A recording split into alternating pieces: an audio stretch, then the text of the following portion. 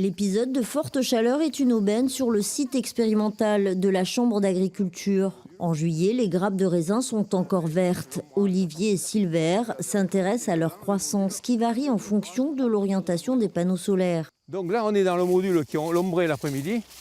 Et on s'aperçoit encore qu'ici, on a des vignes qui sont en croissance, on a des apex qui sont en deux, la vigne a continué à se développer, alors que dans le module à côté, qui est au soleil, on est en arrêt de croissance et on a une contrainte hydrique qui est plus forte. Au plus fort de la journée, les capteurs solaires se positionnent automatiquement pour faire de l'ombre à la vigne et la protéger de la canicule. Tout est enregistré par des capteurs. Ici, les capteurs de croissance posés sur le tronc.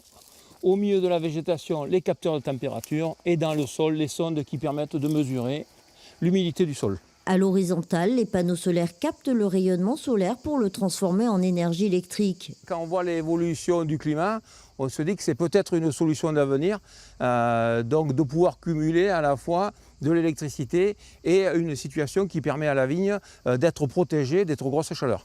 D'autant que les températures très élevées enregistrées depuis le début de l'été laissent des traces. Là, dans la vigne juste à côté qui n'est pas sous les panneaux, là on s'aperçoit que quand on regarde, d'abord elle est en arrêt de croissance complet et puis on a tout un tas de feuilles qui sont en train de se dessécher. Sur cette parcelle expérimentale, les différents dispositifs testés doivent rester faciles à mettre en œuvre. On se met en situation de la réalité des exploitations et l'agriculteur pourra faire de gros investissements, bien entendu, si c'est rentable pour sa production, ou alors des investissements plus moindres, comme par exemple le filet ou la brumisation, qui vont permettre quand même d'avoir un plus grand nombre d'agriculteurs qui pourront pallier à cet aléa qui est la canicule. L'agrivoltaïque, qui associe l'activité agricole et la production électrique, paraît une solution vertueuse. Non seulement elle garantit la pérennité des cultures confrontées à la multiplication des aléas climatiques, mais elle s'inscrit aussi dans une démarche de développement durable.